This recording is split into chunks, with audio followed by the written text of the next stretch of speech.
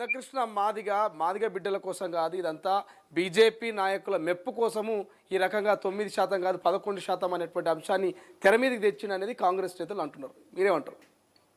తమ్మి, ఇప్పుడు దేశ ప్రధానమంత్రి గారు మోడీ గారు ఎవరు హామీ ఇవ్వలేదు. తను ఒక దేశ ప్రధానమంత్రిగా జాతిని అర్థం చేసుకొని కృష్ణమాదిగా ఎన్ని తంటలు పడ్డాడో, ఎన్ని బాధలు పడ్డాడో హామీ ఇచ్చిండు. సరే, ఇవాళ సుప్రీంకోర్టు ద్వారా మనకు తీర్పు వచ్చింది. ఇప్పుడు ఆయన పార్టీ అన్నది ఎక్కడ కూడా జాతి కోసము అందరిని బతిలాడిండు. జాతి కోసమే కదా తమ్మి.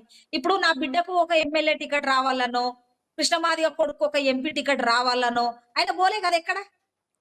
బీజేపీకి నా కొడుకు ఒక టికెట్ ఇవ్వండి, నా బిడ్డకు ఒక టికెట్ ఇవ్వండి అని అడిగితే మనం ఏమనుకోవాలి?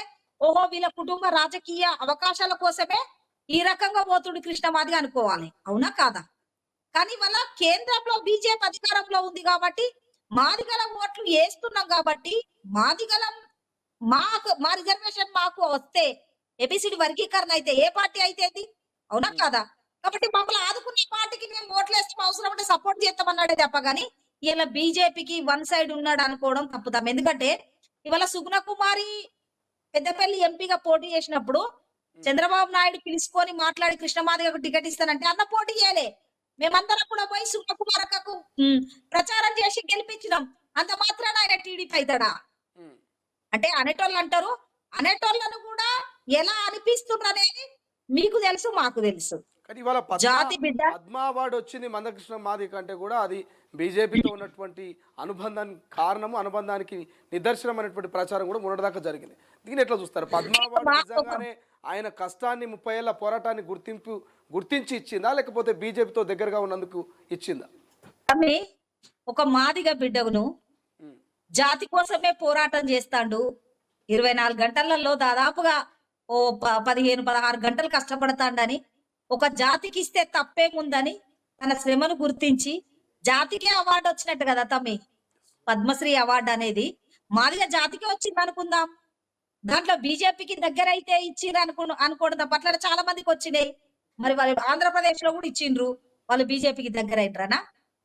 ఇక అన్ని రాజకీయాలతో ముడి పెట్టొద్దు. అంటే ఎటు చేసి 30 ఏళ్ల కాలంలో ఏ పార్టీ అధికారంలో ఉన్నా కృష్ణమాదిగను ఎంఆర్పిఎస్ ఉద్యమాన్ని అణిచిపెట్టాలని, డైవర్ట్ చేయాలని పాలసీ మాత్రము కొందరు నాయకులు నడిపిస్తారు తమ్మి.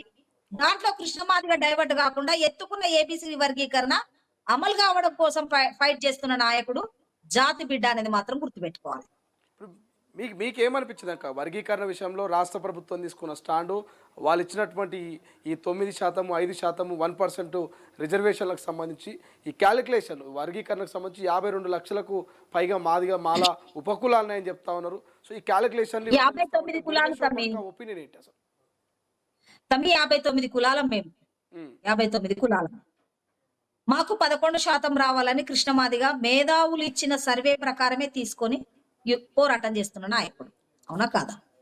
ఇవాళ 11% ఇస్తే తప్పేముంది? ఇంకొకటి, మేము సంతోషంగా ఉంటే మా వాళ్ళందరూ కూడా ఈ తెలంగాణ రాష్ట్రంలో ఉన్న మాదిగ బిడ్డలంతా కలిసి ఈ రాష్ట్ర ప్రభుత్వం తీసుకున్న నిర్ణయం కరెక్టే అని ముఖ్యమంత్రి గారి ఫోటో పెట్టి పాలాభిషేకం చేద్దరు కదా తమ్మి. ఆనందంలో ఉంటే అంటే మాకు 9% రిజర్వేషన్ చాలు అని అనుకుంటే, అవునా కాదా? అంటే 11% రావాలి అని అనుకున్న అనుమానం అని అయితే జాతిలో ఉంది కదా. అందుకే కదా సంబరాలు చేసుకుంటలేరు, అందుకే కదా జాతి ఆనందంగా లేరు. అవునా కాదా? ఈ 30 ఏళ్ల పోరాటంలో కృష్ణమాదిగ లెక్కల ప్రకారమే కదా బయలుదేరిండు. కృష్ణమాదిగ కాదు, కృష్ణమాదిగతోని ఎందరో నాయకులు కార్యకర్తలు బయలుదేరి యుద్ధాన్ని నడిపించిండ్రు కదా. కాబట్టి ఎక్కడ మీకు తెలంగాణ రాష్ట్ర పల్లెలలో, మాదిగ పల్లెలలో సంబరాలు జరిగినాయి తమ్మి? ఎవరన్నా హర్షిస్తూ చేసిండ్రా? ఎవరన్నా మాదిగ పల్లెలు పార్టీలకు అతీతంగా 9% ఇచ్చిన ఏబిసిడి వర్గీకరణ 9% మాకు ప్రకటించిరని ఎక్కడన్నా తెలంగాణ రాష్ట్రంలో మాదిగ గూడాలలో, మాదిగ పల్లెలలో రేవంత్ రెడ్డి ముఖ్యమంత్రి గారి ఫోటో పెట్టుకొని, రేవంత్ రెడ్డి అన్న ఫోటో పెట్టుకొని పాలాభిషేకం చేసిర్రా నా జాతి? చేయలే. అందరూ ఇవాళ రేపు వెనకట్లెక్క లేరు తమ్మి. లెక్కలు చదువుకొని జనాభాలో మేము ఎంతున్నామని తెలుసుకుంటుండ్రు. కాబట్టి ఆనందంగా మాత్రం లేరు తమ్మి ప్రజలు. ప్రపంచంలో ఏ మూల ఏ క్షణం ఏం జరుగుతుందో వేగంగా తెలుసుకోవడానికి తొలి వెలుగు వాట్సాప్ ఛానల్ని ఫాలో చేయండి.